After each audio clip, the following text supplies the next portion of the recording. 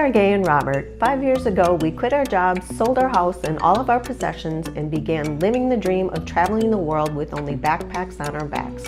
After flying over 300,000 miles and visiting 82 countries, COVID brought us to a screeching halt. True to our fashion, we improvised and bought a brand new van and built it out in just 6 weeks to explore the United States until international travel opens up. So today is get ready for Alaska packing day. So we ended up buying these huge duffel bags so we can store most of our pack rafting equipment in them, and then we're going to check that in through the airlines. And so we got to make sure we have everything that we want to be prepared for this trip to Alaska. So what we have is our pack raft.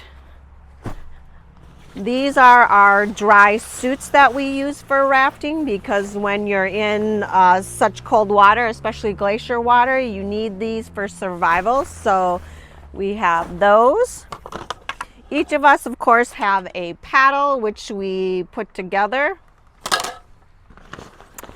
This goes on top of our pack raft itself, and this has all of our equipment in here for rafting, for blowing up the raft. We have our safety line that we use. We have our inflation bag, everything we need to be able to put together the rafts and float down on the rafts and be prepared for safety issues and things like that.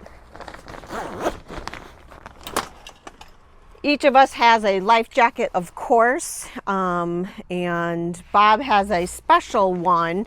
It's a breakaway life jacket, so then he can put some other equipment on here. And this is also used to attach and rescue someone in a safety situation on the back of his life jacket in case he needs to pull someone through the water or drag someone through the water. This is a added bonus that we have with a life jacket like that. We purchased sleeping bags because we're going to need these as well. We're going to go camping in Denali. We're taking a bus into Denali to a campground, and then we are going to stay overnight in the campground itself. So we needed sleeping bags. We also have a tent that is about this big that is going to go in the duffel bags as well, just for that one experience of camping, and we wanted to do it, and so we just purchased those extra things on Amazon, and we're going to pack that with us when we go too. We're going to end up also shrink wrapping our duffel bags all together to make sure that everything stays put, because with checking it, we don't know how and if it will get damaged and things will fall apart. So we're going to do that for an added safety measure.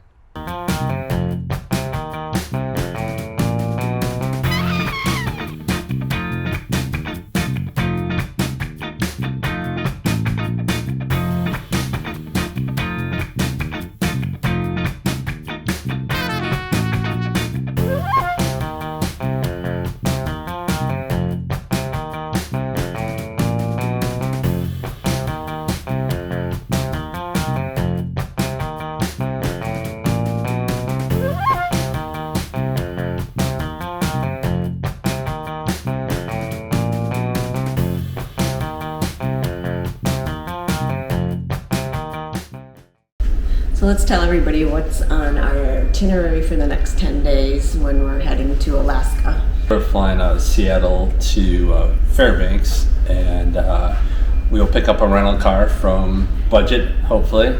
Alaska is, from what our understanding, is completely out of rental cars. And if you watched our first videos, we had a rental car and we showed up and they didn't have one for us. I think we'll be okay. It's through Budget, so we'll get it. Then we're going to a hostel in Fairbanks, and we'll stay there for one night. That way we can get supplies or whatever we need in Fairbanks. Please tell me that the hostel is not the halfway house that we stayed at in Ketchikan, where I slept on the floor on mattresses with other people. Oh, you slept in hospital beds. That was like the worst. Yeah, it happened to be hospital beds next to each other, 4 of them, and the other guys were drunk, you know, so I'm not doing it. I'll sleep on a bench. Yeah. I'm not doing it. Sorry. Well, but from there, then the next day we'll head to Denali National Park. We have campground reservations, but you take a camper bus back in, like 35 miles, and then we're staying at Igloo Creek Campground. Yeah. We have tents and sleeping bags. We're not necessarily tent campers. We did it on the Inca Trail, but we had Sherpas carrying all our stuff. But well, that wasn't even the point. It's sleeping in a tent. Right. But we did it for 3 nights, and we did it in Patagonia for 3 nights. Right. So 1 night should be fine. And we already had the bus and the campground booked, but we can't go there and do our original plan of camping and then pack rafting down the river because that section is closed. So Correct. next up is. Then we spend 1 night near Denali National Park, and the next day we go to Anchorage, Alaska. We'll spend 2 nights there. We will end up going to a train out of Portage, Alaska, and we take the train to Spencer Glacier. Spencer Glacier, we'll be able to inflate the pack rafts, float around the icebergs, the glacier, and then float down back to where the rental car will be. And then that night, we're going to meet up with Christine and Mark Flanham, originally from Madison, where I met them, and they now live in Alaska, so I am super excited to see those guys. Yeah, but they just had a video of 3 huge grizzly bears. Are we going to their house? Yes. All right, so walking in front of their house. So we'll have to bring bear spray with us because those were some cool bears, but some not on their front door. Yeah. So then from there we will head to Copper Center, which is up by like Valdez is an hour and a half from there. Wrangell National Park is in that region, and the reason that we did that is to maybe do some pack rafting, but if not, it'll be part of the circle. Then from Anchorage we'll head to Copper Center, which is just a small town near Valdez, about an hour and a half to Valdez, and around the Wrangell National Park.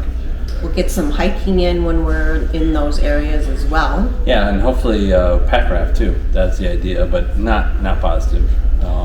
We want to stay at class 2 or less, so we'll see if there's some available. But if nothing else, we can hopefully find a lake that's flat that has icebergs or whatever that we just float and just do a day canoe like. Okay, and then from there. So we'll stay there 2 nights, and then from there we are going to Delta Junction. But basically, Delta Junction is just a stopping point in between Fairbanks, but we'll explore all that along there. Mainly, Alaska has basically a loop to Fairbanks to Anchorage, and then the Kenai Peninsula, which we're not doing outside of the Spencer Glacier, maybe, and it's kind of in that region. But then we're going to go up and then come back around to Fairbanks. So basically a loop of that, and along the way, explore, hike, find things to do.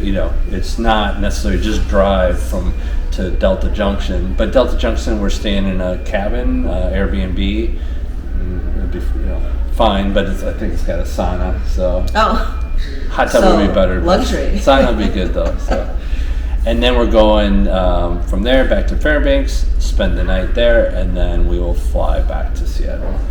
Most important thing is we actually packed bear spray, which is my can of bear spray. Not sure what he's going to use. Yeah. So we put that in our check-in bag so we didn't have to buy that again when we're in Alaska, because of course you can't travel with that on a plane. So we have that in hand and off to some new adventures. Now, we have been to Alaska several times with our motorhome, with our boat. Now we're just renting a car. So if you guys have any questions about anything in regards to Alaska, we could potentially help you out. And potentially. Yeah. Trip planning, how to get there, whether it's via a boat on its bottom from Seattle up, or whether it's with the motorhome going all the way into Alaska as well. Well, and this is a good example of how we travel, because the reason we're going to Alaska on a flight is because it was $99 each way, so $198 round trip. This is what we do. I look for cheap flights to locations, and if they're cheap enough and I can get a rental car cheap and all that, we go ahead and book it. So this is how we fly, or this is how we travel, is look for cheap. If if it would have been $300, $400, or $500 tickets, we wouldn't have done it. Yeah. So why not go to Alaska? You can't cross the border, but you can fly in and then you can do everything else. If there's a rental car there for us, that will be the only glitch. yeah, So it will be. looking forward to seeing you guys in Alaska.